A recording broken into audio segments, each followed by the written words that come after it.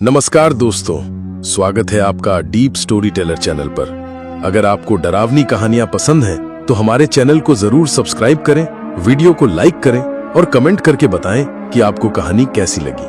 तो चलिए शुरू करते हैं आज की रूह कंपा देने वाली कहानी। दोस्तों, मेरा नाम अर्जुन है। वैसे तो मैं छत्तीसगढ़ के कोरबा जिले के पास एक छोटे से गांव का रहने वाला हूं, लेकिन पिछले 15 साल से मेरी जिंदगी इन टायरों पर ही घूम रही है। पेशे से मैं एक ट्रक ड्राइवर हूं और ये जो बड़ी बड़ी गाड़ियां आप सड़कों पर दौड़ती देखते हैं, इन्हीं में से किसी एक की ड्राइविंग सीट पर बैठकर मैंने अपनी जवानी गुजार दी। आज जब मैं आप लोगों को अपनी ये कहानी सुनाने बैठा हूं, तो यकीन मानिए मेरे हाथ अब भी कांप रहे हैं। ये कहानी मेरे इसी ट्रक ड्राइविंग के काम के दौरान मेरे साथ घटी एक ऐसी खौफनाक हकीकत है जिसने मुझे अंदर तक हिलाकर रख दिया था। उस घटना ने मेरे जहन पर एक ऐसा घाव छोड़ा है जो शायद मेरी आखिरी सांस तक भी नहीं भरेगा। उस रात जो कुछ मेरे साथ हुआ, उसने मुझे ये यकीन दिला दिया कि हम जिस दुनिया को अपनी इन आंखों से देखते हैं, वो पूरी नहीं है। एक दुनिया और भी है जो हमें दिखाई तो नहीं देती, लेकिन कभी कभी वो अपनी मौजूदगी का एहसास कुछ इस कदर कराती है कि इंसान की रूह तक सूख जाती है। मैं तो उस रात लगभग मर ही चुका था। अगर मेरे साथ वो सब कुछ थोड़ी देर और होता रहता, तो शायद आज आपको ये कहानी सुनाने के लिए मैं जिंदा ही नहीं होता। दिल का दौरा पड़ने से मेरी लाश उसी ट्रक केबिन में पड़ी मिलती। आज जब मैं ये कहानी आपको सुना रहा हूँ, तो इन दिनों पितृपक्ष चल रहा है। आप में से बहुत से लोग जानते होंगे कि इन 15 दिनों में हम अपने गुजर चुके पूर्वजों को याद करते हैं, उनके नाम का श्राद्ध और तर्पण करते हैं ताकि उनकी आत्मा को शांति मिले। बड़े बुजुर्ग कहते हैं कि इन दिनों में हमारे पूर्वज धरती पर आते हैं और हमारे आसपास ही रहते हैं, लेकिन वो ये भी कहते हैं कि इन दिनों में सिर्फ अच्छी आत्माएं ही नहीं आती। ये वो समय होता है जब दुनिया और परलोक के बीच का पर्दा सबसे ज्यादा कमजोर पड़ जाता है।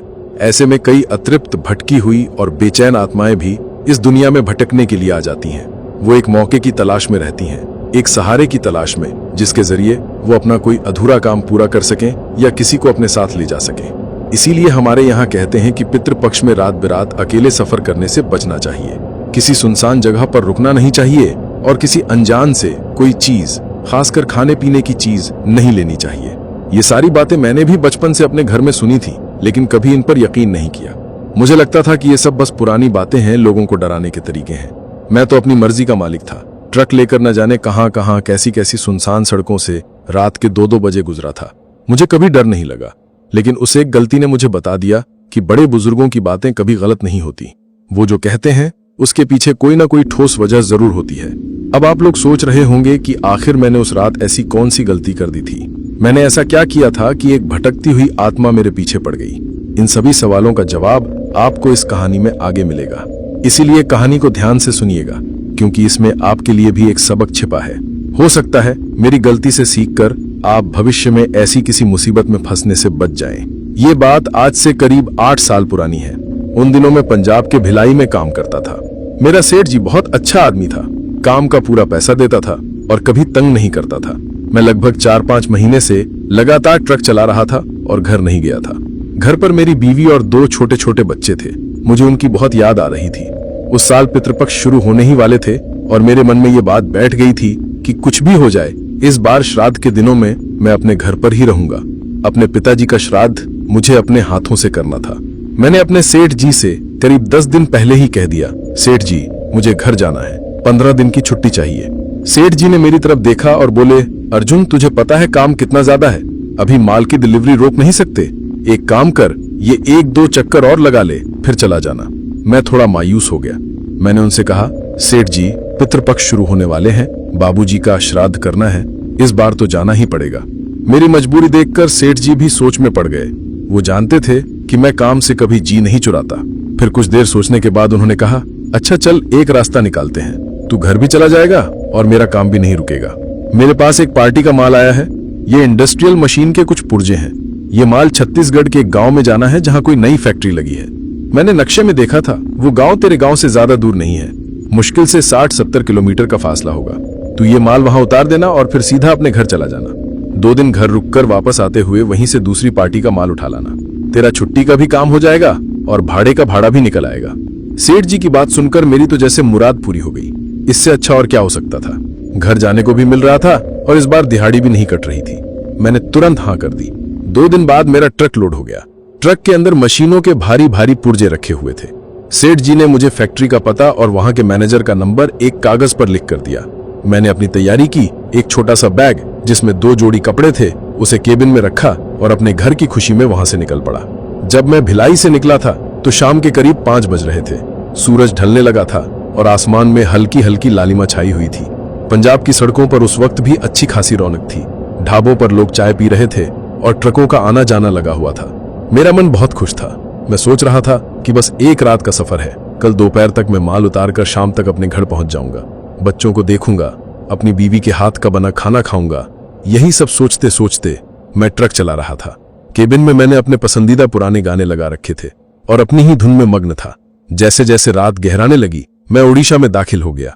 उड़ीसा के बाद मुझे छत्तीसगढ़ में घुसना था। सड़कों का माहौल अब धीरे धीरे सुनसान होने लगा था। दिन का शोर अब रात की खामोशी में बदल रहा था।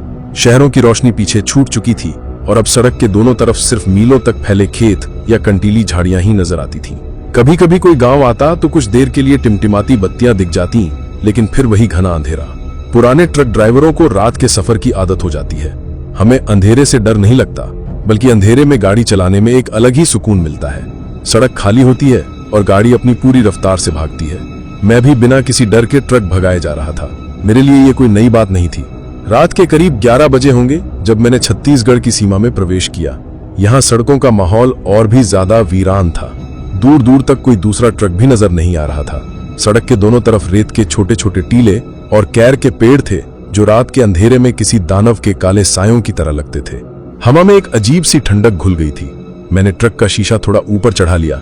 सेठ जी ने जो पता दिया था वो एक अंदरूनी इलाके का था। मुझे हाईवे छोड़कर एक पतली सड़क पर मुड़ना था जो उस गांव की तरफ जाती थी। मैंने एक छोटे से कस्बे के पास पहुंचकर चाय पीने के लिए ट्रक रोका। वहां एक अकेला ढाबा खुला हुआ था। मैंने चाय का ऑर्डर दिया और ढाबे वाले से उस गांव का रास्ता पूछा। ढाबे वाला एक अधेड़ उम्र का आदमी था। उसने मुझे ऊपर से नीचे तक देखा और फिर बोला, बाबूजी, इस वक्त उस तरफ जाओगे? वो रास्ता ठीक नहीं है, पूरा सुनसान है और जंगली इलाका है। मैंने हंसकर कहा, अरे चाचा, हम तो ट्रक वाले हैं, हमारी तो जिंदगी ही सुनसान रास्तों पर कटती है, डर किसको लगता है? मेरी बात सुनकर वो चुप हो गया, लेकिन उसके चेहरे पर एक अजीब सी चिंता की लकीर थी। उसने चाय का गिलास मेरी तरफ बढ़ाते हुए धीरे से कहा, बेटा, आज अमावस्या है और पितृपक्ष भी चल रहा है। बड़े बुजुर्ग कहते हैं इन दिनों में भटकती आत्माएं बहुत बेचैन रहती हैं। रास्ते में अगर कोई दिखे, कोई आवाज दे तो रुकना मत, सीधे अपनी मंजिल पर पहुंचकर ही दम लेना। उसकी बात सुनकर मुझे हल्की सी हंसी आ गई। मैंने चाय खत्म की, पैसे दिए और वापस अपने ट्रक की तरफ बढ़ गया। चलते चलते मैंने उससे कहा, चचा, भूत प्रेत कुछ नहीं होता, सब मन का वहम है। वो कुछ नहीं बोला, बस मुझे जाते हुए देखता रहा। मैं वापस आकर अपने ट्रक में बैठ गया। ढाबे वाले की चेतावनी मेरे दिमाग में एक पल के लिए घूमी, लेकिन फिर घर जाने की खुशी और अपनी बहादुरी के घमंड ने उस चेतावनी को दबा दिया। मैंने ट्रक स्टार्ट किया और उस पतली टूटी फूटी सड़क पर मोड़ दिया जो मुझे मेरी मंजिल की तरफ ले जा रही थी। जैसे ही मैं उस सड़क पर आया, मुझे महसूस हुआ कि ढाबे वाला सही कह रहा है। वो सड़क नहीं बल्कि एक अंधेरी सुरंग लग रही थी।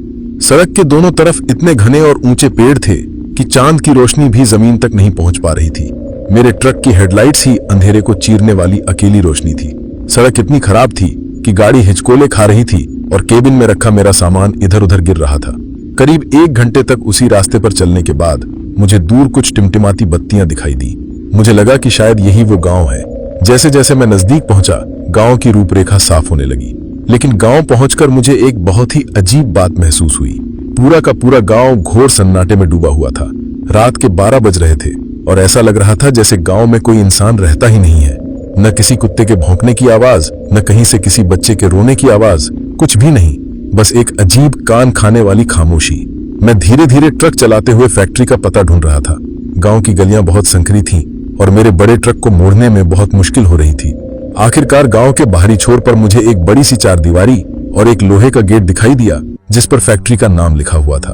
मैं समझ गया कि मेरी मंजिल आ गई। मैंने ट्रक की धीरे धीरे ट्रक चलाते हुए फैक्ट्री का पता ढूंढ रहा था। गांव की गलियां बहुत संकरी थीं और मेरे बड़े ट्रक को मोड़ने में बहुत मुश्किल हो रही थी। आखिरकार गांव के बाहरी छोर पर मुझे एक बड़ी सी चारदीवारी और एक लोहे का गेट दिखाई दिया जिस पर फैक्ट्री का नाम लिखा हुआ था। मैं समझ गया कि मेरी मंजिल आ गई। मैंने ट्रक के गेट के सामने खड़ा किया और हॉर्न बजाया। काफी देर तक कोई जवाब नहीं आया। मैंने फिर से हॉर्न बजाया, इस बार थोड़ा लंबा। कुछ देर बाद गेट के अंदर बनी एक छोटी सी कोठरी से एक बूढ़ा चौकीदार हाथ में लालटेन लेकर बाहर निकला। उसकी चाल बहुत धीमी थी और वो खांसता हुआ मेरी तरफ आ रहा था। उसने गेट का एक छोटा सा हिस्सा खोला और अपनी धुंधली आंखों से मुझे घूरते हुए पूछा, कौन हो, क्या चाहिए इस वक्त? मैंने उसे सेठ जी का नाम बताया और कहा कि मैं भिलाई से माल लेकर आया हूँ। उसकी बात सुनकर उसने धीरे धीरे गेट खोला और मुझे ट्रक अंदर लाने का इशारा किया। फैक्ट्री के अंदर का माहौल भी बाहर जैसा ही था। चारों तरफ अंधेरा और सन्नाटा। बस एक बल्ब जल रहा था जिसकी पीली रोशनी में मशीनों के बड़े बड़े साये और भी डरावने लग रहे थे। मैंने ट्रक को एक शेड के नीचे लगाया और केबिन से नीचे उतरा। उस बूढ़े चौकीदार के अलावा वहां और कोई नहीं था। उसने मुझे बताया कि फैक्ट्री अभी पूरी तरह से शुरू नहीं हुई है और मैनेजर साहब सुबह ही आएंगे, माल सुबह ही उतरेगा। ये सुनकर मेरा माथा ठनका। मैंने कहा, लेकिन मुझे तो सेठ जी ने कहा था कि माल रात में ही उतर जाएगा, मुझे सुबह अपने गांव निकलना है।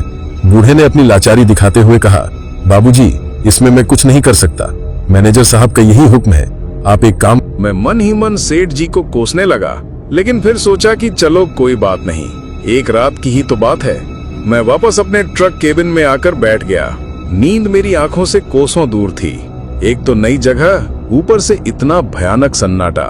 मैं बस अपनी सीट पर बैठा बाहर के अंधेरे को घूर रहा था और उस ढाबे वाले की बातें मेरे कानों में गूंज रही थीं।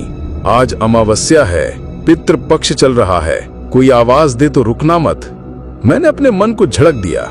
थक तेरी की, अर्जुन तू भी क्या बच्चों वाली बातों में आ गया, मैंने सोचा। लेकिन मुझे नहीं पता था कि यह खामोशी एक आने वाले तूफान का संकेत थी। मुझे नहीं पता था कि उस गांव की सरहद में कदम रखते ही मैं एक ऐसी दुनिया में दाखिल हो चुका था जहां से जिंदा वापस लौटना लगभग नामुमकिन था। मेरा खतरनाक सफर तो अब शुरू होने वाला था। मैं वापस आकर अपने ट्रक केबिन में बैठ तो गया, लेकिन उस रात आंखों में नींद का नामो निशान नहीं था। फैक्ट्री का कंपाउंड किसी भूतहा हवेली के अहाते जैसा लग रहा था। चारों तरफ इतना गहरा सन्नाटा था कि मुझे अपने कानों में साए साए की आवाजें सुनाई दे रही थीं। मैंने अपने सीट को थोड़ा पीछे किया और लेटने की कोशिश की, लेकिन हर छोटी बड़ी आहट पर मेरे कान खड़े हो जाते। कभी हवा से किसी टीन की चादर के खड़कने की आवाज आती तो मुझे लगता जैसे कोई जानबूझकर उसे बजा रहा है। कभी दूर से किसी जानवर के अजीब तरह से बोलने की आवाज आती तो मेरा दिल दहल जाता।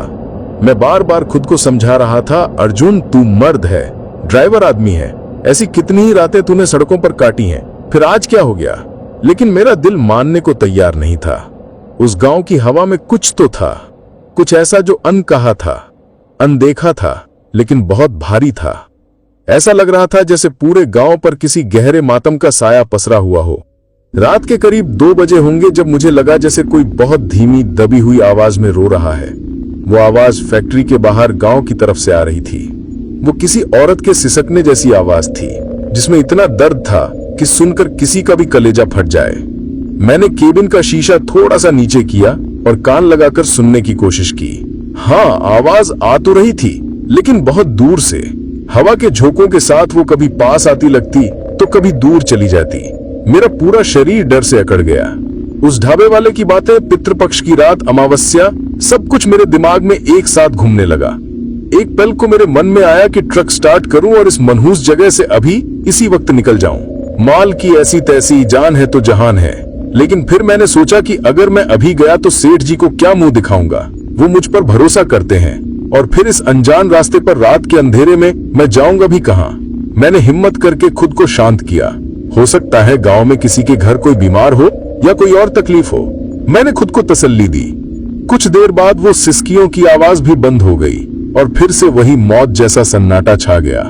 मैं न जाने कब तक जागता रहा और फिर थकान के मारे कब मेरी आंख लग गई, मुझे पता ही नहीं चला। सुबह मेरी नींद पक्षियों की चहचहाट से नहीं, बल्कि फैक्ट्री के भारी भरकम गेट के खुलने की कर्कश आवाज से खुली। मैंने आंखें मलते हुए बाहर देखा। सूरज निकल आया था और सुबह के करीब 8 बज रहे थे।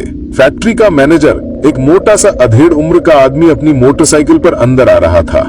उसके पीछे कुछ मजदूर भी साइकिलों पर आ रहे थे। सूरज की रोशनी देखते ही मेरे अंदर की सारी दहशत गायब हो गई।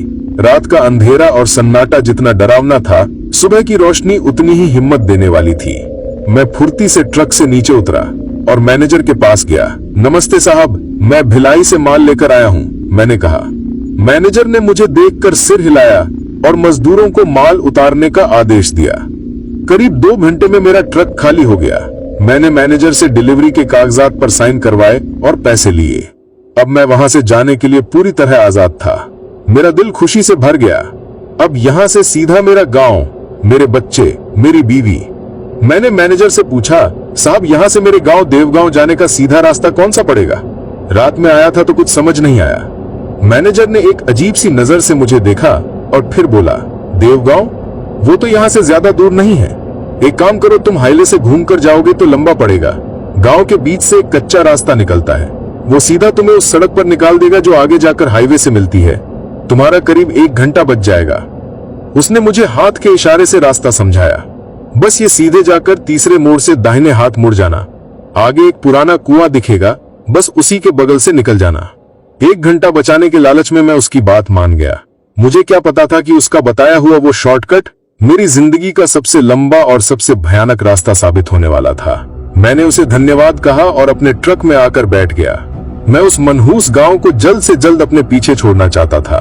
मैंने ट्रक स्टार्ट किया और मैनेजर के बताए रास्ते पर चल पड़ा। दिन के उजाले में गांव रात से बिल्कुल अलग दिख रहा था। कच्चे पक्के मकान, घरों के बाहर बंधी गाय भैंस, खेलते हुए कुछ बच्चे, सब कुछ सामान्य लग रहा था। मुझे अपनी रात की दहशत पर हंसी आने लगी। मैं भी खामखाई डर रहा था। मैंने सोचा, गांव की गलियां वाकई बहुत तंग थी। मैं बड़ी मुश्किल से ट्रक को बचाते हुए आगे बढ़ रहा था। मैं तीसरे मोड़ पर पहुंचा और जैसा मैनेजर ने कहा था, दाहिने हाथ की तरफ मुड़ गया। ये रास्ता और भी ज्यादा संकरा और कच्चा था। दोनों तरफ पुराने जर्जर हो चुके मकान थे। कुछ मकान तो बिल्कुल खंडहर लग रहे थे, जैसे सालों से उनमें कोई रहा ना हो। मैं धीरे धीरे आगे बढ़ रहा था कि तभी मुझे एहसास हुआ कि मैं शायद रास्ता भटक गया हूँ। मैनेजर ने एक पुराने कुएं का जिक्र किया था, लेकिन वो मुझे कहीं नजर नहीं आ रहा था। गलियां एक दूसरे में ऐसे उलझी हुई थीं जैसे कोई मकड़ी का जाला हो। मैं जितना आगे जा रहा था उतना ही फंसता जा रहा था। अब शाम गई ढलने लगी थी। सुबह की धूप अब हल्की पड़ चुकी थी और हवा में फिर से वही अजीब सी ठंडक लौटने लगी थी जो मैंने रात में महसूस की थी। मेरा दिल फिर से घबराने लगा। हे भगवान, अब क्या करूं? मैं एक ऐसी जगह पर फंस गया था जहां से ट्रक को वापस मोड़ना भी नामुमकिन था। मैं कुछ देर रुका और सोचा कि किसी से रास्ता पूछूं, लेकिन मुझे कोई आदमी नजर ही नहीं आ रहा था। गांव में फिर से वही रात वाला सन्नाटा पसरने लगा था। लोग अपने अपने घरों में जा चुके थे और दरवाजे बंद हो गए थे। तभी मेरी नजर एक घर पर पड़ी। बाकी सारे घरों में अंधेरा था, लेकिन उस एक घर के दरवाजे के बाहर एक दिया जल रहा था। घर के अंदर से कुछ लोगों के बहुत धीमी आवाज में कुछ बुदबुदाने की आवाज आ रही थी, जैसे कोई पूजा या पाठ चल रहा हो। मुझे लगा कि चलो, यहाँ कोई तो है जिससे मदद मांगी जा सकती है। मैं ट्रक को वहीं छोड़कर नीचे उतरा और उस घर की तरफ बढ़ा। जैसे ही मैं दरवाजे के पास पहुंचा, घर का दरवाजा खुला और कुछ लोग बाहर निकलने लगे।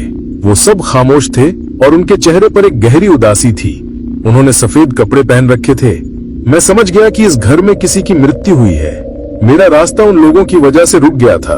मैं एक तरफ खड़ा होकर उनके जाने का इंतजार करने लगा। तभी मेरी नजर जमीन पर कुछ चीजों पर गई। वहां पत्तलों पर कुछ बचा हुआ खाना, एक छोटा सा मिट्टी का घड़ा और कुछ फूल पड़े थे। ये सब किसी श्राद्ध की रस्म के बाद बची हुई सामग्री लग रही थी। तभी घर के अंदर से एक आदमी बाहर आया। उसकी उम्र करीब 45 से 50 साल की हो गई। उसकी आंखें रो रो कर सूज गई थीं और चेहरे पर बेपनाह दर्द था। उसने मुझे वहां खड़ा देखा और मेरे पास आया। कौन हो भाई? किसे ढूंढ रहे हो? उसकी आवाज में भारीपन था। मैंने झिझकते हुए कहा, जी मैं रास्ता भटक गया हूँ, मुझे हाईवे की तरफ जाना था। उस आदमी ने एक गहरी सांस ली और बोला, तुम गलत आ गए हो, हाईवे का रास्ता दूसरी तरफ से है। फिर उसकी नजर मेरे ट्रक पर पड़ी। तुम मुसाफिर लगते हो, ड्राइवर हो क्या? मैंने हाँ में सिर हिलाया। ये सुनते ही उस आदमी की आंखों में एक अजीब सी चमक आ गई। वो मेरे हाथ पकड़कर बोला, भाई भगवान ने ही तुम्हें यहाँ भेजा है, अंदर आओ, 2 मिनट बैठो। मैं कुछ समझ नहीं पाया। मैंने कहा, नहीं नहीं, मैं आपको और परेशान नहीं करना चाहता, आप बस मुझे रास्ता बता दीजिए। वो आदमी लगभग रोने लगा। नहीं भाई, तुम मना मत करो, आज मेरे जवान बेटे की पहली बरसी थी। पिछले साल आज ही के दिन एक एक्सीडेंट में वो हमें छोड़कर चला गया। आज हमने उसी का श्राद्ध किया है। हमारे बड़े बुजुर्ग कहते हैं कि श्राद्ध का भोजन अगर कोई भूखा या मुसाफिर खा ले तो गुजर चुकी आत्मा को शांति मिलती है, उसकी गति हो जाती है। तुम मुसाफिर हो, मेरे बेटे की आत्मा की शांति के लिए 2 निवाले खा लो। मैं तुम्हारे आगे हाथ जोड़ता हूँ। वो सचमुच मेरे आगे हाथ जोड़कर खड़ा हो गया। अब मैं धर्म संकट में पड़ गया। एक तरफ ढाबे वाले की चेतावनी और पितृपक्ष का डर था, दूसरी तरफ एक दुखी बाप की उम्मीद और उसकी विनती थी। मैं खुद भी 2 बच्चों का बाप था। मैं उसके दर्द को महसूस कर सकता था। अगर मेरे मना करने से उसे लगता कि उसके बेटे की आत्मा को शांति नहीं मिलेगी तो ये बहुत बड़ा पाप होता।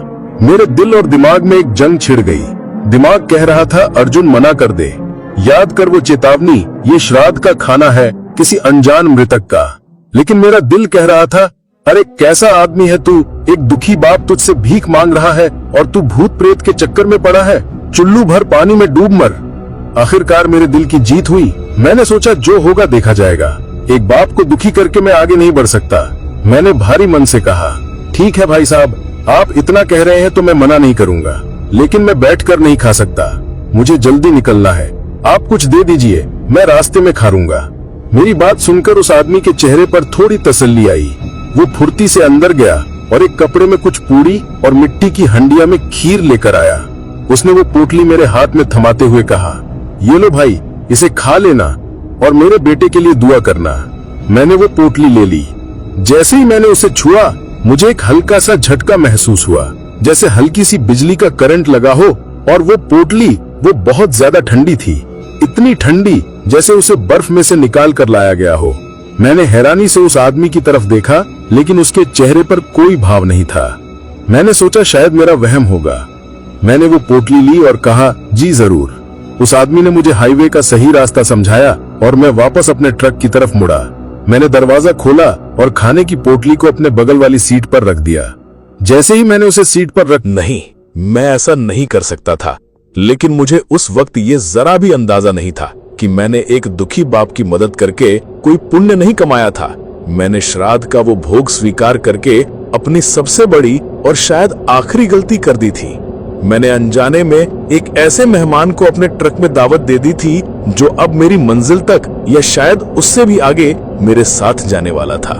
बगल की सीट पर रखी वो पोटली सिर्फ पूरी और खीर नहीं थी, वो एक अतृप्त आत्मा का निमंत्रण पत्र था जिसे मैं खुद स्वीकार कर चुका था। मेरा सफर अब अकेला नहीं था। मैं हाईवे पर ट्रक दौड़ा रहा था, लेकिन मेरा दिल मेरे काबू में नहीं था। ऐसा लग रहा था जैसे कोई भारी सा पत्थर मेरी छाती पर रख दिया गया हो। घर जाने की जो खुशी कुछ घंटे पहले मेरे चेहरे पर थी, वो अब एक अनजाने डर में बदल चुकी थी। केबिन के अंदर का माहौल भारी और बोझिल हो गया था। बगल की सीट पर रखी वो श्राद्ध की पोटली मुझे बार बार अपनी तरफ खींच रही थी। उससे आती ठंडक अब मेरे हाथ पैरों में भी महसूस होने लगी थी। मैंने उस पोटली की तरफ से ध्यान हटाने की बहुत कोशिश की। मैंने सोचा, अर्जुन तू भी क्या फालतू बातें सोच रहा है? एक दुखी बाप ने कुछ खाने को दिया है, इसमें डरने वाली क्या बात है? मैंने खुद को हिम्मत देने के लिए टेप रिकॉर्डर की आवाज और तेज कर दी। मोहम्मद रफी के दर्द भरे गाने केबिन में गूंजने लगे, लेकिन आज उन गानों से भी दिल को सुकून नहीं मिल रहा था। वो जो एक अजीब सी गंध गीली मिट्टी और सूखे पत्तों जैसी केबिन में भर रही थी, वो अब और भी तेज हो गई थी। ऐसा लग रहा था जैसे कोई ताजी खुदी हुई कब्र मेरे बगल में रख दी गई हो। मेरा जी मिचलाने लगा। मैंने ट्रक का शीशा नीचे कर दिया ताकि ताजी हवा अंदर आ सके, लेकिन कोई फायदा नहीं हुआ। वो गंध जैसे मेरे नथनों में ही बस गई थी। मैं उस दुखी बाप के चेहरे को याद करने की कोशिश कर रहा था ताकि मेरे मन का डर कम हो सके, लेकिन अब उसका चेहरा भी मेरे जहन में धुंधला पड़ने लगा था और उसकी जगह ले रहा था वो भयानक सन्नाटा, वो मातम में डूबा हुआ गांव और वो अजीब सी ठंडी पोटली। करीब आधा घंटा और गुजर गया। मैं एक बिल्कुल सुनसान इलाके से गुजर रहा था। सड़क के दोनों तरफ मीलों तक सिर्फ अंधेरा था। न कोई गांव, न कोई ढाबा, न कोई आती जाती गाड़ी। मैं इस हाईवे पर अकेला था। तभी अचानक मेरे टेप रिकॉर्डर में गाना बंद हो गया। एक अजीब सी घरघराहट की आवाज आई और टेप उलझ गया। धत्ता तिरेकी, इसे भी अभी खराब होना था। मैं बड़बड़ाया और टेप निकालने के लिए हाथ बढ़ाया, लेकिन तभी कुछ ऐसा हुआ कि मेरे हाथ जहां के तहां रुक गए। टेप रिकॉर्डर के स्पीकर से घरघराहट की आवाज बंद हुई और उसकी जगह एक बहुत ही धीमी, लगभग फुसफुसाहट जैसी आवाज आने लगी। वो किसी बच्चे के सिसकने की आवाज थी, हिचकियों वाली। माँ माँ, मेरे रोंगटे खड़े हो गए। मैंने घबराकर चारों तरफ देखा। केबिन में मेरे अलावा और कोई नहीं था। मैंने सोचा शायद ये रेडियो की फ्रीक्वेंसी पकड़ रहा होगा जिसमें कोई नाटक आ रहा हो। मैंने तुरंत टेप रिकॉर्डर को बंद कर दिया। स्पीकर से आती आवाज तो बंद हो गई, लेकिन वो सिसकी जैसे मेरे कानों में ही गूंजने लगी। मेरा दिल जोर जोर से धड़क रहा था। मैंने गर्दन घुमाकर पीछे स्लीपर बर्थ की तरफ भी देखा, ये तसल्ली करने के लिए कि कहीं कोई बच्चा सच में तो नहीं छिप गया है, लेकिन वहां कोई नहीं था। ये मेरा वहम है, मैं बहुत थक गया हूं, इसीलिए ऐसा लग रहा है, मैंने खुद को दिलासा दिया। मैंने अपनी पानी की बोतल उठाई और एक ही सांस में आधी बोतल खाली कर दी। मेरा गला बुरी तरह सूख रहा था। मैंने फिर से ट्रक चलाने पर ध्यान लगाया, लेकिन अब मेरा सारा ध्यान सड़क से ज्यादा केबिन के अंदर की आवाजों पर था। हर छोटी सी खटक पर मैं उछल पड़ता। तभी अचानक मेरे ट्रक की हेडलाइट्स एक पल के लिए झपकी और फिर से जल गई। एक बार, दो बार, तीन बार, ऐसा लगा जैसे कोई सामने से डिपर मार रहा हो, लेकिन सामने की सड़क बिल्कुल खाली थी। और फिर वो हुआ जिसका मुझे सबसे ज्यादा डर था। हेडलाइट्स एक आखिरी बार जोर से झपकी और फिर पूरी तरह से बंद हो गईं। एक झटके में मेरे सामने घना अभेद्य अंधेरा छा गया। मैं कुछ समझ पाता उससे पहले ही ट्रक के इंजन ने एक अजीब सी घरघराहट की और फिर वो भी बंद हो गया। मेरा चलता हुआ ट्रक धीरे धीरे रेंगता हुआ सड़क के बीचों बीच रुक गया। केबिन के अंदर अब सिर्फ मेरी तेज चलती सांसों की आवाज थी और बाहर मौत जैसा अंधेरा। चांद भी शायद बादलों के पीछे छिप गया था। मुझे अपनी नाक के आगे भी कुछ दिखाई नहीं दे रहा था। मेरा पूरा शरीर पसीने से भीग गया। ये कोई मामूली खराबी नहीं थी, ये मैं समझ चुका था। गाड़ी बिल्कुल ठीक ठाक चल रही थी और अचानक से इस तरह हेडलाइट्स और इंजन का एक साथ बंद हो जाना ये सामान्य नहीं था। मैं कुछ देर तो डर के मारे मूर्ति की तरह अपनी सीट पर ही बैठा रहा। हिलने की भी हिम्मत नहीं हो रही थी। फिर मैंने हिम्मत जुटाई और डैशबोर्ड पर टटोलकर टॉर्च ढूंढी। टॉर्च हाथ में आते ही मेरी जान में जान आई। मैंने कांपते हाथों से टॉर्च जलाई और ट्रक से नीचे उतरा। मैंने ट्रक का बोनट उठाया और इंजन को देखने लगा। टॉर्च की रोशनी में मैंने तारें चेक की, बैटरी के कनेक्शन देखे। सब कुछ अपनी जगह पर ठीक था। मुझे समझ में नहीं आ रहा था कि आखिर गड़बड़ी कहां है। मैं कोई बहुत बड़ा मैकेनिक तो नहीं था, लेकिन छोटी मोटी खराबी ठीक करना मुझे आता था। पर यहां तो कोई खराबी नजर नहीं आ रही थी। मैं निराश होकर बोनट बंद करने ही वाला था कि तभी मुझे कुछ दिखाई दिया। सड़क पर मुझसे करीब 100 मीटर आगे अंधेरे में एक धुंधला सा साया खड़ा था। मैंने टॉर्च की रोशनी उस तरफ मारी। वो एक छोटा बच्चा था, मुश्किल से 8-10 साल का रहा होगा। वो सड़क के किनारे चुपचाप खड़ा था और मेरी ही तरफ देख रहा था। उसने एक मैली सी कमीज और हाफ पैंट पहन रखी थी। वो ठंड से कांप रहा था। उसने अपने दोनों हाथ अपनी छाती पर बांध रखे थे। इस वीरान सड़क पर आधी रात में एक अकेले बच्चे को खड़ा देखकर मेरा खून जम गया। ये कौन है? यहाँ क्या कर रहा है? क्या ये सच में कोई बच्चा है या मेरा डर कोई वहम दिखा रहा है? मेरे अंदर का बाप जाग गया। डर के बावजूद मेरे मन में उस बच्चे के लिए दया आ गई। बेचारा शायद किसी पास के गांव का होगा और रास्ता भटक गया होगा, या हो सकता है उसके घर वाले उसे छोड़ गए हों। मैंने अपने डर को एक तरफ रखा और उसे आवाज दी, ए लड़के, कौन हो तुम? यहां क्या कर रहे हो? मेरी आवाज उस खामोशी में बहुत तेज गूंजी, लेकिन उस लड़के ने कोई जवाब नहीं दिया। वो बस अपनी जगह पर खड़ा कांपता रहा और अपनी बड़ी बड़ी खाली खाली आंखों से मुझे घूरता रहा। उसकी आंखों में न कोई डर था, न कोई हैरानी, बस एक अजीब सी वीरानी थी। मुझे लगा शायद वो मुझसे डर रहा है। मैं धीरे धीरे उसकी तरफ बढ़ा।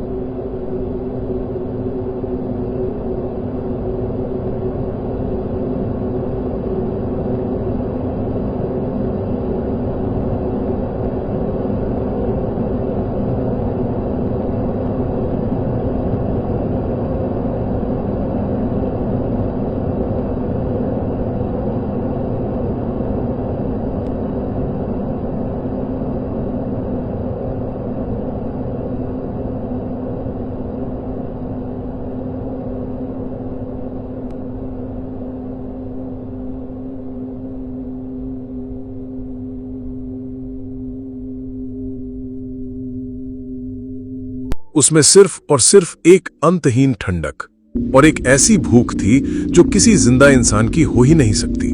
मेरी आंखों में आंखें डालकर वो बस मुस्कुराता रहा और मैं जैसे जम गया था। मेरा शरीर पत्थर का हो गया था और मेरी जबान मेरे तालू से चिपक गई थी। मेरे दिमाग ने काम करना बंद कर दिया था। मैं उस भयानक चेहरे और बगल वाली सीट पर गायब हो चुकी श्राद्ध की पोटली के बीच कोई संबंध नहीं बना पा रहा था।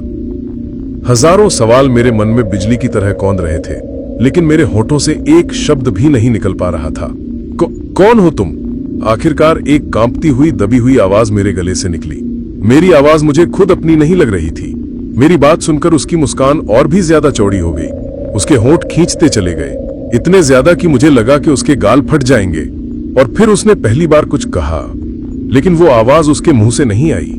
वो आवाज मेरे चारों तरफ से आई, केबिन की छत से, दरवाजों से, डैशबोर्ड से। ऐसा लगा जैसे ट्रक का कण कण एक साथ बोल रहा हो। वो एक खोखली, सपाट और गूंजती हुई फुसफुसाहट थी, जिसमें कोई भावना नहीं थी, जैसे कोई किसी गहरी सूखी खाई के अंदर से बोल रहा हो। तुमने मेरा भोग स्वीकार किया। सिर्फ ये 5 शब्द, लेकिन ये 5 शब्द किसी हथौड़े की तरह मेरे सिर पर लगे। मेरा पूरा वजूद कांप गया। भोग? किसका भोग? क्या मतलब था उसका? मैं कुछ समझ पाता इससे पहले ही उस आवाज ने फिर कहा, जो मेरा था अब वो तुम्हारा है, और जो तुम्हारा है अब वो मेरा होगा। ये सुनते ही मेरे अंदर का सारा सब्र टूट गया।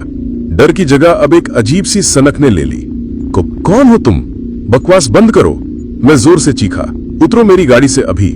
मैंने सोचा ये कोई मजाक कर रहा है, कोई मुझे डराने की कोशिश कर रहा है। मैंने गुस्से में ट्रक का ब्रेक पूरी ताकत से दबा दिया। ट्रक एक जोरदार झटके और टायरों की चीख के साथ सड़क पर रुका। मेरा सिर आगे डैशबोर्ड से टकराते टकराते बचा। मुझे लगा था कि इतने जोर के झटके से वो लड़का आगे की तरफ गिरेगा, शीशे से टकराएगा, लेकिन ऐसा कुछ नहीं हुआ। वो लड़का वो अपनी सीट पर वैसे का वैसा ही बैठा रहा, बिल्कुल शांत, बिल्कुल स्थिर, जैसे ब्रेक लगने का उस पर कोई असर ही न हुआ हो। वो हिला तक नहीं, और उसी पल जब वो मूर्ति की तरह अविचल बैठा था, मेरी नजर एक ऐसी चीज पर पड़ी जिसने मेरे शक को एक झटके में यकीन में बदल दिया और मेरी आत्मा को सुखा कर रख दिया। उस लड़के के पैर, उसके पैर ट्रक के फर्श को नहीं छू रहे थे। वो फर्श से करीब 2-3 इंच ऊपर हवा में लटके हुए थे। एक पल के लिए मेरे दिल ने धड़कना बंद कर दिया। मेरी सांसें रुक गईं, दुनिया घूमती हुई सी लगी। वो कोई जिंदा इंसान नहीं था। जिंदा इंसानों के पैर हवा में नहीं तैरते। अब सारी कड़ियां एक एक करके मेरे दिमाग में जुड़ने लगी। वो एक भयानक, खौफनाक तस्वीर बना रही थी, जिसकी सच्चाई इतनी डरावनी थी कि मेरा दिमाग उसे स्वीकार करने से इनकार कर रहा था। वो ढाबे वाले की चेतावनी, पितृपक्ष चल रहा है, कोई दिखे तो रुकना मत। वो मनहूस खामोश गांव, वो दुखी बाप और उसके जवान बेटे का श्राद्ध। हमारे बड़े बुजुर्ग कहते हैं कि श्राद्ध का भोजन अगर कोई मुसाफिर खा ले तो गुजर चुकी आत्मा को शांति मिलती है। वो अजीब सी ठंडी गीली मिट्टी की गंध वाली खाने की पोटली, ये एहसास होते ही मेरे पूरे शरीर में एक बर्फीली लहर दौड़ गई। मैं पागलों की तरह कांपने लगा, मेरे दांत आपस में किटकिटाने लगे। क्या चाहते हो मुझसे? मैं हकलाते हुए बोला। मेरी हालत देखकर उसके चेहरे पर फिर से वही भयानक मुस्कान लौट आई। इस बार जब उसने बोलना शुरू किया तो केबिन का तापमान जैसे और 10 डिग्री नीचे गिर गया। मेरा श्राद्ध अधूरा रह गया, मुझे मुक्ति नहीं मिली, मैं भटक रहा हूं। तुमने मेरा भोग स्वीकार किया, अब तुम ही मुझे मेरी मंजिल तक ले जाओगे। उसकी आवाज में अब एक अजीब सा दर्द और गुस्सा घुला हुआ था। मुक्ति, मंजिल, इसका क्या मतलब था? क्या ये चाहता है कि मैं इसे कहीं छोड़ दूं? एक पल के लिए मेरे मन में उम्मीद की एक छोटी सी किरण जागी। शायद ये बस कहीं जाना चाहता है। कहां जाना है तुम्हें? बताओ मुझे, मैं तुम्हें वहीं छोड़ दूंगा, बस मुझे जाने दो। मैं गिड़गिड़ाया। मेरी बात सुनकर वो हंसा, और उसकी हंसी, हे भगवान, वो किसी बच्चे की हंसी नहीं थी। वो सूखी पत्तियों के आपस में रगड़ने जैसी, कांच के टूटने जैसी, एक चुभने वाली, दिल को चीर देने वाली आवाज थी। हंसते हंसते ही उसका रूप बदलने लगा। एक पल के लिए वो वही 8-10 साल का मासूम डरा हुआ लड़का लगता, और अगले ही पल उसका चेहरा सड़ने लगता।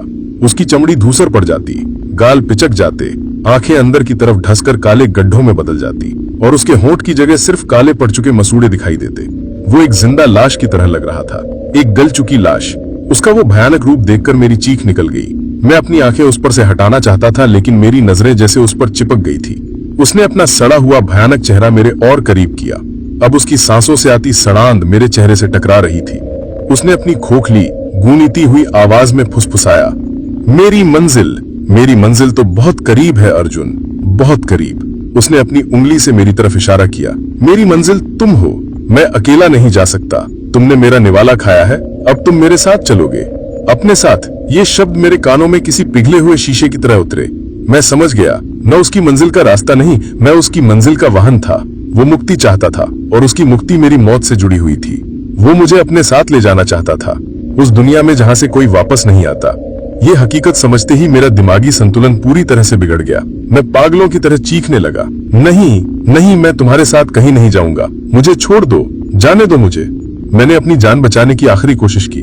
मैंने सोचा चलती गाड़ी से कूद जाता हूँ, हाथ पैर टूट जाएंगे, शायद मर भी जाऊं, लेकिन इस शैतान के साथ जाने से तो बेहतर है। मैंने अपने दरवाजे का हैंडल पकड़कर उसे खोलने की कोशिश की, लेकिन हैंडल अपनी जगह से 1 इंच भी नहीं हिला। वो जाम हो गया था। मैंने पूरी ताकत लगा दी, दोनों हाथों से उसे खींचा, लेकिन वो टस से मस नहीं हुआ। हैंडल छुरी की तरह ठंडा था और उस पर पाले की एक पतली सी परत जम गई थी। मैं जाल में फंस चुका था, मैं अपने ही ट्रक में कैद एक जिंदा लाश। तभी ट्रक अपने आप धीरे धीरे आगे बढ़ने लगा। मैंने एक्सीलरेटर पर पैर नहीं रखा था, गियर न्यूट्रल में था, फिर भी ट्रक चल रहा था। वो धीरे धीरे रफ्तार पकड़ रहा था। कहां ले जा रहे हो मुझे? मैंने रोते हुए पूछा। मेरे बगल में बैठे उस भयानक साए ने कोई जवाब नहीं दिया। उसने बस अपना मुंह सामने सड़क की तरफ कर लिया और फिर मैंने देखा, सड़क पर मेरे सामने अंधेरे में मुझे और भी कई साए दिखने लगे। धुंधले, पारदर्शी, कुछ औरतें, कुछ आदमी, कुछ बच्चे। वो सब सड़क के बीचों बीच खड़े थे और हमें घूर रहे थे। वो सब उसी की तरह लग रहे थे, अतृप्त, भटके हुए, बेचैन। मेरा ट्रक उन्हीं के बीच से होकर गुजर रहा था। वो हमें रास्ता दे रहे थे, जैसे किसी राजा की सवारी निकल रही हो। मेरे बगल में बैठा वो प्रेत अब अकेला नहीं था। वो अपने जैसों की एक बारात लेकर मुझे लेने आया था और मैं उस बारात का मुख्य मेहमान था, जिसे बलि चढ़ाने के लिए ले जाया जा रहा था। उस प्रेत ने एक आखिरी बार अपना सिर मेरी तरफ घुमाया और उसकी खोखली आवाज मेरे कानों में गूंजी, घर, मैं तुम्हें घर ले जा रहा हूं अर्जुन, अपने नए घर। उसने एक ठंडा सड़ा हुआ हाथ मेरे कंधे पर रख दिया। उसके स्पर्श से ऐसा लगा जैसे मेरे शरीर की सारी गर्मी, सारी जिंदगी खींचकर बाहर निकल रही है। मेरी आंखें अंधेरे में डूबने लगी। उस प्रेत का सड़ा हुआ ठंडा हाथ मेरे कंधे पर एक बोझ की तरह था। ऐसा लग रहा था जैसे वो कोई हाथ नहीं, बल्कि बर्फ की चट्टान हो, जो धीरे धीरे मेरी सारी गर्मी, सारी हिम्मत, सारी जिंदगी सोख रही हो। मेरी आंखों के आगे अंधेरा छाने लगा था। बाहर सड़क पर नाचते हुए वो भयानक साए अब धुंधले पड़ने लगे थे। मेरा सिर भारी हो रहा था और मुझे लग रहा था कि बस अब सब कुछ खत्म होने वाला है। मैं हार रहा था, मेरा दिमाग सुन्न पड़ चुका था। मौत इतनी करीब थी कि मैं उसकी ठंडक महसूस कर सकता था। मैं उस दुखी बाप को कोस रहा था, अपनी किस्मत को कोस रहा था और सबसे ज्यादा खुद को कोस रहा था। क्यों मैंने उसकी बात मानी? क्यों मैंने वो श्राद्ध का भोग लिया? मेरी एक पल की दया, एक पल की भावुकता आज मेरी जान ले रही थी। तभी जब मैं अपनी चेतना खोने की कगार पर था, अंधेरे में डूबी मेरी धुंधली आंखों के सामने एक हल्की सी चमक कौंधी। डैशबोर्ड पर वो चमक उस छोटी सी अंगूठे के बराबर की पीतल की मूरत से आ रही थी। मेरी कुलदेवी की मूरत, वही मूरत जिसे मेरी बीवी ने जबरदस्ती मेरे ट्रक में रखवाया था और जिसे मैं हमेशा एक गैर जरूरी बोझ समझता था। ये हर बला से तुम्हारी रक्षा करेंगी। उसके शब्द मेरे कानों में गूंजे। एक हारी हुई, मरती हुई आत्मा के लिए उम्मीद की एक छोटी सी किरण भी बहुत होती है। उस मूरत को देखते ही मेरे अंदर कहीं गहरे में दबी हुई जीने की इच्छा ने एक आखिरी बार जोर मारा। नहीं, मैं ऐसे नहीं मर सकता। मेरे बच्चे हैं, मेरी बीवी है, वो मेरा इंतजार कर रहे हैं। मैं इस शैतान के साथ नहीं जा सकता। मैंने अपने शरीर की बची खुची सारी ताकत को समेटा। एक आखिरी हताश प्रयास में मैं भूखे शेर की तरह उस मूरत पर झपटा।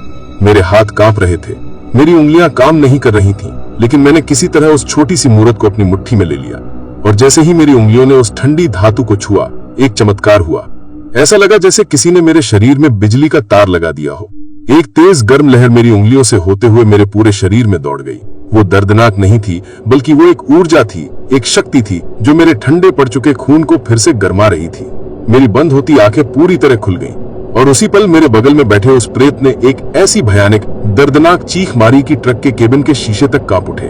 उसकी चीख किसी जानवर की नहीं थी, वो एक ऐसी आत्मा की चीख थी जिसे आग में झोंक दिया गया हो। उसने अपना हाथ मेरे कंधे से ऐसे झटके से हटाया जैसे उसने जलता हुआ कोयला छू लिया हो। जहां जहां उसकी उंगलियों ने मुझे छुआ था, मेरी चमड़ी पर अब भी बर्फीली जलन हो रही थी, लेकिन वो जानलेवा ठंडक चली गई थी। मैंने देखा वो प्रेत अपनी सीट पर पीछे की तरफ चिपक गया था। उसका शरीर किसी खराब टेलीविजन की तस्वीर की तरह बुरी तरह से झिलमिला रहा था। उसका वो भयानक सड़ा रूप अब और भी विकृत लग रहा था। वो मुझे घूर रहा था, लेकिन अब उसकी आंखों में वो पहले वाली क्रूरता नहीं थी, बल्कि एक अजीब सा डर और बेबसी थी। वो मेरी तरफ बढ़ने की कोशिश कर रहा था, लेकिन जैसे ही वो थोड़ा आगे होता, मेरी मुट्ठी में बंद मूरत से निकलती एक अदृश्य शक्ति उसे वापस धकेल देती। मैं बच गया था, कम से कम फिलहाल के लिए तो बच ही गया था। मैंने देवी की उस छोटी सी मूरत को अपनी मुट्ठी में और कसकर भींच लिया। वो अब सिर्फ पीतल का एक टुकड़ा नहीं था, वो मेरा कवच थी, मेरी ढाल थी, लेकिन खतरा अभी टला नहीं था। मैं उसके जानलेवा स्पर्श से तो बच गया था, लेकिन मैं अब भी उसी ट्रक में कैद था। ट्रक अब भी अपने आप चल रहा था और उसका नियंत्रण उसी शैतान के हाथ में था। बाहर सड़क पर वो प्रेतों की बारात अब भी हमारे साथ साथ चल रही थी। मैं एक ऐसे कैदी की तरह था जिसके हाथ में ढाल तो है, लेकिन वो जेल की दीवारों को तोड़कर बाहर नहीं जा सकता। अब जब मेरे ऊपर से मौत का फौरी खतरा टल गया था, तो मेरे डरे हुए दिमाग ने फिर से सोचना शुरू किया। मेरे अंदर का ड्राइवर जो रोजाना मुश्किलों से लड़ता था, वो जाग गया। मुझे यहाँ से निकलना था, मुझे एक योजना बनानी थी। मैंने स्थिति का जायजा लिया। दुश्मन मेरे बगल में बैठा, वो प्रेत, वो शक्तिशाली है, लेकिन मेरी मुट्ठी में बंद मूरत से डरता है। वो मुझे छू नहीं सकता, लेकिन ट्रक पर अब भी उसी का कब्जा है। जेल ये मेरा अपना ट्रक है, जो अब एक चलता फिरता ताबूत बन चुका है। मैं इसे रोक नहीं सकता, इसे अपनी मर्जी से मोड़ नहीं सकता। समस्या की जड़ श्राद्ध का वो भोग। मैंने उसका भोग स्वीकार किया, इसी वजह से ये आध्यात्मिक रिश्ता बन गया है। जब तक ये रिश्ता टूटेगा नहीं, ये मेरा पीछा नहीं छोड़ेगा। हथियार मेरी कुलदेवी की मूरत, ये मुझे बचा सकती है, लेकिन आजाद नहीं करा सकती। मैं समझ गया कि मैं इस प्रेत से सीधे सीधे नहीं लड़ सकता। मुझे इस पर हमला नहीं करना है, मुझे उस रिश्ते को, उस कड़ी को तोड़ना है जो मुझे इससे जोड़ती है। लेकिन कैसे? एक मरे हुए इंसान के साथ बने आध्यात्मिक रिश्ते को कैसे तोड़ा जाता है? मैंने तो कभी इन चीजों पर यकीन भी नहीं किया था, और आज मैं इसी चक्रव्यूह के बीचों बीच खड़ा था। तभी उस प्रेत ने गुस्से और नफरत से भरी अपनी खोखली आवाज में फुसफुसाया। वो मूरत सी वजह से मुझसे दूर रहने पर मजबूर था, और ये बात उसे पागल बना रही थी। इस धातु के टुकड़े से मुझे कब तक रोकेगा अर्जुन? कब तक मेरा भोग? मेरा भोग तो पवित्र जल में भी शांत ना हो सका, तो तेरी ये देवी क्या करेगी? नदी ने मुझे वापस लौटा दिया, लेकिन मैं तुझे नहीं छोड़ूंगा। उसके इन शब्दों में मेरे लिए एक धमकी थी, लेकिन अनजाने में ही उसने मुझे एक बहुत बड़ा सुराग दे दिया था। पवित्र जल, नदी, ये शब्द मेरे दिमाग में हथौड़े की तरह लगे। नदी ने मुझे वापस लौटा दिया, इसका क्या मतलब हो सकता है? तभी मुझे उस दुखी बाप की कही एक और बात याद आई। जब मैं उससे उसके बेटे के बारे में पूछ रहा था, तो उसने रोते हुए कहा था, एक एक्सीडेंट में वो हमें छोड़कर चला गया। क्या वो एक्सीडेंट किसी नदी में हुआ था? क्या वो डूबकर मरा था? हाँ, यही हुआ होगा। वो पानी में डूबा था। उसकी आत्मा का पानी से कोई गहरा भयानक रिश्ता था। पवित्र जल उसे शांत नहीं कर पाया, उसे वापस लौटा दिया, लेकिन क्यों? और तभी मेरे दिमाग में एक और बिजली कौन थी। मेरे गांव के रास्ते में, यहाँ से करीब 50-60 किलोमीटर आगे, महानदी नदी पर बना एक पुराना पुल पड़ता है। महानदी, जिसे सब नदियों में सबसे पवित्र माना जाता है, वो सिर्फ नदी नहीं है, वो माँ है। वो मुक्तिदा दायिनी है। लाखों करोड़ों लोगों की आत्माओं को उन्होंने शांति दी है। मेरे दिमाग में एक हताश, पागलपन से भरी योजना ने जन्म लेना शुरू किया। अगर साधारण नदी का पवित्र जल उसे शांत नहीं कर पाया, तो शायद महानदी मैया का जल कर सके। अगर मैं किसी तरह इस ट्रक को उस पुल पर ले जाऊं और वहां कुछ ऐसा करूं जिससे ये रिश्ता हमेशा के लिए टूट जाए। लेकिन कैसे? ट्रक तो मेरे काबू में ही नहीं है। ये प्रेत अपनी मर्जी से इसे चला रहा है। मैं इसे उस पुल पर जाने के लिए मजबूर कैसे कर सकता हूं? मुझे इसे धोखा देना होगा, मुझे चालाकी से काम लेना होगा। मुझे इसके गुस्से को नहीं, बल्कि इसकी सबसे गहरी इच्छा को निशाना बनाना होगा। और इसकी सबसे गहरी इच्छा क्या थी? मुक्ति। वो मुक्ति पाने के लिए ही तो ये सब कर रहा था। वो भटक रहा था, बेचैन था। मैंने एक लंबा दांव खेलने का फैसला किया, एक ऐसा दांव जिसमें अगर मैं जीता तो जिंदा बचूंगा, और अगर हारा तो मेरी मौत और भी भयानक होगी। मैंने अपनी मुट्ठी में बंद मूरत को देखा, फिर मैंने उस प्रेत की तरफ देखा जो अब भी गुस्से में रह रहकर गुर्रा रहा था। मैंने आंखें बंद की और जोर जोर से, पूरी श्रद्धा का नाटक करते हुए अपनी कुलदेवी से प्रार्थना करने लगा। लेकिन मैं अपने बचाव के लिए प्रार्थना नहीं कर रहा था, मैं उस प्रेत के लिए प्रार्थना कर रहा था। हे माँ, हे मेरी कुलदेवी, मैं लगभग चीखते हुए बोला, मैं जानता हूं मैंने गलती की। मैंने एक अतृप्त आत्मा का भोग स्वीकार किया, लेकिन अब मैं अपनी गलती सुधारना चाहता हूं। हे माँ, इस बेचारे बालक पर दया करो, इसकी भटकती हुई आत्मा को शांति दो। ये मुक्ति चाहता है माँ, इसे मुक्ति दो। मेरी आवाज सुनकर उस प्रेत का गुर्राना बंद हो गया। वो खामोशी से मेरी तरफ देखने लगा। बाहर चल रही प्रेतों की बारात में भी जैसे एक पल के लिए खलबली मची। मैं रुका नहीं, मैं और जोर से बोला, हे माँ, मुझे रास्ता दिखा। मैं इसे इसकी मंजिल तक पहुंचाना चाहता हूँ। मैं इसे महानदी मैया की गोद में पहुंचाना चाहता हूँ। महानदी मैया इसकी आत्मा को पवित्र करेंगी, वहीं इसे सच्ची मुक्ति मिलेगी। हे माँ, हमारी मदद कर, हमें महानदी तक ले चल। मैं पागलों की तरह एक ही रट लगाए हुए था, महानदी, मुक्ति, महानदी, शांति। उस प्रेत का झिलमिलाता हुआ शरीर अब बिल्कुल स्थिर हो गया था। उसकी काली गहरी आंखें मुझ पर गड़ी हुई थीं। वो मेरे शब्दों को तौल रहा था। वो मेरी आंखों में सच्चाई ढूंढने की कोशिश कर रहा था। मैं जानता था कि अगर उसे मेरे धोखे की जरा सी भी भनक लग गई तो मेरा खेल खत्म हो जाएगा। केबिन में एक असहनीय खामोशी छा गई। ट्रक अब भी उसी अनजानी रफ्तार से आगे बढ़ रहा था। मेरे जिंदगी का सबसे लंबा 1 मिनट, और फिर वो खोखली गूंजती हुई आवाज फिर से मेरे कानों में पड़ी। उस आवाज में अब गुस्सा नहीं था, बल्कि एक अजीब सी उम्मीद थी, एक गहरी प्यास थी। उसने सिर्फ एक शब्द कहा, लेकिन वो शब्द सुनकर मेरे दिल की धड़कन एक पल के लिए रुक गई। महानदी। उसने वो शब्द ऐसे बोला जैसे कोई सदियों का प्यासा पानी का नाम ले रहा हो। मुझे नहीं पता था कि मेरा दाम काम कर गया था या मैं खुद ही मौत के और करीब चला गया था, लेकिन मेरे पास अब पीछे हटने का कोई रास्ता नहीं बचा था। मैंने अपनी किस्मत का पासा फेंक दिया था। जैसे ही उस प्रेत ने अपनी खोखली गूंजती हुई आवाज में महानदी शब्द कहा, केबिन में छाई हुई मौत की खामोशी जैसे और भी गहरी हो गई। वो मुझे घूर रहा था और उसकी उन काली बेजान आंखों में मुझे पहली बार गुस्से और नफरत के अलावा कुछ और भी दिखाई दिया। वो एक सदियों पुरानी प्यास थी, एक तड़प थी, मुक्ति की तड़प। मेरा दिल जोर जोर से धड़क रहा था। मेरा दांव सही पड़ा या गलत, ये फैसला अब होने वाला था। कुछ पल तक ट्रक उसी धीमी अनिश्चित गति से चलता रहा। फिर अचानक ट्रक की रफ्तार बढ़ने लगी, इंजन की आवाज तेज हुई और उसने एक झटके के साथ गति पकड़ी। मैं अपनी सीट पर पीछे की तरफ दब गया। ट्रक अब सड़क पर नहीं, हवा में तैरता हुआ सा लग रहा था। अगले ही चौराहे पर ट्रक ने अपने आप एक तेज मोड़ लिया, इतनी तेजी से कि मुझे लगा कि वो पलट जाएगा, लेकिन वो किसी माहिर ड्राइवर की तरह संभल गया और एक नई दिशा में दौड़ने लगा। ये वो दिशा थी जो महानदी नदी की तरफ जाती थी। मेरा दांव काम कर गया था। मैंने उसे यकीन दिला दिया था कि मैं सच में उसकी मुक्ति चाहता हूं। वो अब अपनी मंजिल की तरफ बढ़ रहा था, लेकिन जैसे ही मेरे मन में राहत की एक हल्की सी लहर उठी, वैसे ही डर की एक और बर्फीली सुनामी ने उसे ढक लिया। हाँ, वो महानदी की तरफ जा रहा था, लेकिन अब उसकी रफ्तार में एक बेचैनी थी, एक बेसब्री थी। वो जल्द से जल्द वहां पहुंचना चाहता था और मुझे नहीं पता था कि वहां पहुंचने के बाद क्या होगा। क्या वो सच में मुक्त हो जाएगा या वो मुझे भी अपने साथ महानदी की गहराइयों में खींच ले जाएगा। बाहर सड़क पर चल रही प्रेतों की बारात भी अब और ज्यादा बेचैन हो गई थी। वो अब ट्रक के साथ साथ नहीं चल रहे थे, बल्कि हवा में तैरते हुए, एक दूसरे को काटते हुए एक अजीब सी होड़ में आगे बढ़ रहे थे। उनके धुंधले चेहरे अब और भी ज्यादा साफ दिखने लगे थे और उन सब चेहरों पर एक ही भाव था, एक भूखी डरावनी उम्मीद का। अब मुझे एहसास हुआ कि मैंने खुद को एक और बड़े खतरे में डाल दिया था। पहले मैं सिर्फ एक प्रेत का कैदी था, अब मैं एक ऐसी डरावनी बारात का सारथी बन चुका था जो अपनी मुक्ति के लिए किसी भी हद तक जा सकती थी। उस प्रेत को शायद एहसास हो गया था कि अब नियंत्रण उसके हाथ में है। उसने मुझे परखना शुरू कर दिया। वो देखना चाहता था कि मैं जो कुछ कह रहा हूं वो सच है या सिर्फ एक धोखा। उसने मेरे दिमाग से खेलना शुरू कर दिया। अचानक केबिन में भरी वो गीली मिट्टी और सड़ांध गायब हो गई। उसकी जगह एक जानी पहचानी, दिल को छू लेने वाली खुशबू आने लगी। मेरी बीवी के हाथ के बने आलू के परांठों की खुशबू, साथ में अदरक वाली चाय। ये वही खुशबू थी जिसके लिए मैं महीनों तरसता था। पापा, पापा जल्दी आओ, खाना ठंडा हो रहा है। ये मेरे छोटे बेटे की आवाज थी। मैंने घबराकर चारों तरफ देखा। आवाज केबिन के अंदर से ही आ रही थी। अरे सुनते हो, कहां रह गए? देखो तो बच्चे कब से राह देख रहे हैं तुम्हारी। ये मेरी बीवी की आवाज थी। मेरी आंखों में आंसू आ गए, मेरा दिल तड़प उठा। एक पल के लिए मैं सब कुछ भूल गया। वो प्रेत, वो डर, वो मौत, मुझे बस अपना घर, अपने बच्चे, अपनी बीवी याद रह गए। मेरे हाथ कांपने लगे और मूरत पर मेरी पकड़ ढीली होने लगी। नहीं, मेरे अंदर से एक चीख उठी, ये धोखा है, ये सच नहीं है। मैंने अपनी आंखें जोर से बंद कर ली और फिर से अपनी कुलदेवी का नाम जपना शुरू कर दिया। जय मां, जय मां। मैं अपनी पूरी ताकत से चिल्लाने लगा ताकि मुझे अपने परिवार की आवाजें सुनाई ना दें। वो प्रेत मेरी सबसे बड़ी कमजोरी पर वार कर रहा था। जैसे ही मैंने मां का नाम जपना शुरू किया, वो आवाजें और खुशबू गायब हो गई और फिर से वही सड़ांध और ठंडक केबिन में भर गई। मैंने अपनी आंखें खोली। वो प्रेत मुझे घूर रहा था और इस बार उसकी आंखों में गुस्सा था, क्योंकि मैं उसकी पहली परीक्षा में पास हो गया था। लेकिन वो हार मानने वाला नहीं था।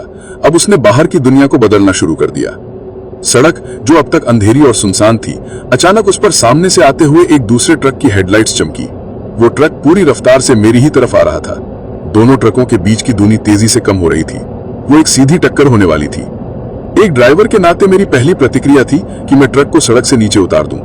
मेरे हाथ अपने आप स्टीयरिंग व्हील की तरफ बढ़े, लेकिन फिर मैं रुक गया। मुझे याद आया कि स्टीयरिंग व्हील तो मेरे काबू में है ही नहीं। मैं डर के मारे अपनी सीट से चिपक गया। टक्कर अब बस होने ही वाली थी। मैंने आंखें भींच ली, लेकिन कोई टक्कर नहीं हुई। वो ट्रक एक साए की तरह मेरे ट्रक के आर पार निकल गया। मैंने आंखें खोली, सड़क फिर से खाली थी। वो एक वहम था, एक धोखा था जो मुझे डराकर मेरी हिम्मत तोड़ने के लिए रचा गया था। लेकिन उसके धोखे यहीं खत्म नहीं हुए। कुछ किलोमीटर आगे मुझे सड़क के बीचों बीच कुछ खड़ा हुआ दिखाई दिया। जैसे जैसे ट्रक नजदीक पहुंचा, मेरा दिल मेरे मुंह को आ गया। वो मेरा पूरा परिवार था, मेरी बीवी, मेरे दोनों बच्चे उस सड़क पर हाथ जोड़कर खड़े थे और मुझे रुकने का इशारा कर रहे थे। मत जाओ, रुक जाओ। उनकी आवाजें हवा में तैरती हुई मुझ तक आ रही थी। ये देखकर मैं पूरी तरह से टूट गया। ये वहम नहीं हो सकता था, ये इतने असली लग रहे थे।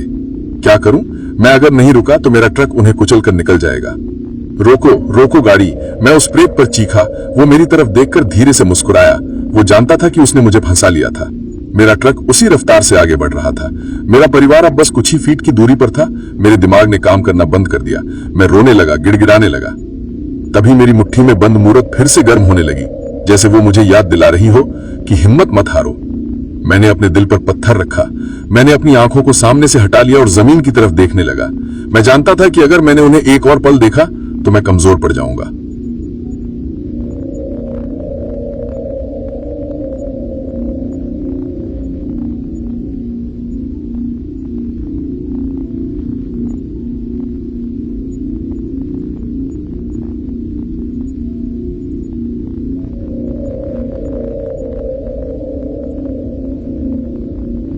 और मेरा ट्रक उन्हें रौंदता हुआ उनके आर पार निकल गया। एक पल के लिए सन्नाटा छा गया। मैंने कांपते हुए नजरें उठाई। सड़क खाली थी। वो भी एक वहम था। मेरा सबसे भयानक इम्तिहान में हाँप रहा था। मेरा पूरा शरीर दर्द कर रहा था, जैसे मुझे किसी ने बहुत मारा हो। लेकिन मैं अब भी जिंदा था और मेरे हाथ में अब भी देवी की मूरत थी।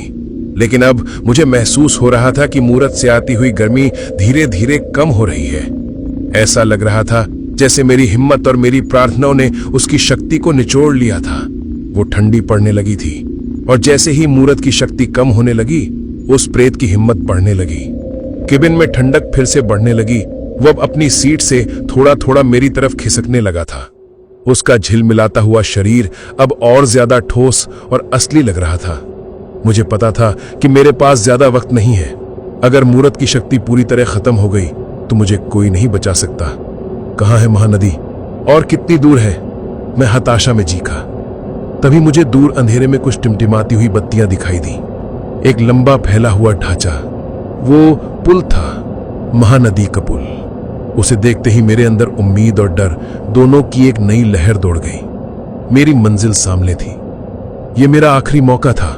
ये लड़ाई का आखिरी मैदान था। जैसे ही ट्रक पुल की तरफ मुड़ा, उस प्रेत को भी एहसास हो गया कि फैसला अब होने वाला है। वो समझ गया कि ये उसकी मुक्ति या मेरे विनाश दोनों का आखिरी मौका है। वो पागल हो गया। उसने अपनी पूरी ताकत ट्रक पर लगानी शुरू कर दी। ट्रक जोर जोर से हिलने लगा, जैसे भूकंप आ गया हो। केबिन के शीशे चटकने लगे और फिर एक एक करके टूटने लगे। कांच के टुकड़े मेरे ऊपर आकर गिरे। बाहर चल रही प्रेतों की बारात अब ट्रक के ऊपर चढ़ाई थी। मुझे खिड़कियों पर उनके पारदर्शी हाथ दिखाई दे रहे थे, जो कांच को खरोच रहे थे। उनके बिना आवाज के खुलते बंद होते मुंह एक भयानक चीख की तस्वीर बना रहे थे। ट्रक किसी जंगली जानवर की तरह पुल पर चढ़ा। पुल के पुराने लोहे के खंभे ट्रक के वजन से कांपने लगे। अब बस मुझे इसी वक्त कुछ करना था। लेकिन क्या? मैं इस रिश्ते को कैसे तोड़ूं?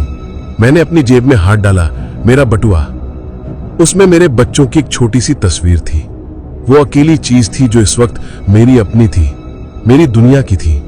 मैंने कांपते हाथों से वो तस्वीर निकाली। शायद यही मेरा आखिरी उपाय है।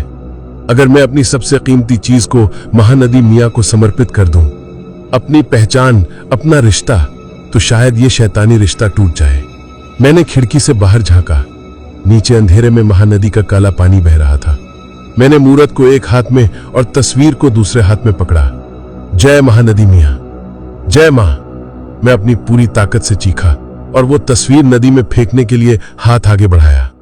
लेकिन जैसे ही मैंने हाथ आगे बढ़ाया, उस प्रेत ने अपनी आखिरी सबसे भयानक चाल चली। वो एक काली बिजली की तरह मेरी तरफ लपका, लेकिन इस बार वो मुझ पर हमला नहीं कर रहा था। उसका निशाना मेरी मुट्ठी में बंद देवी की वो मूरत थी। वो उस मूरत को मेरे हाथ से छीनकर फेंक देना चाहता था, ताकि वो अपना आखिरी जानलेवा वार कर सके। उसका सड़ा हुआ पंजों वाला हाथ मेरी कलाई से बस 1 इंच दूर था।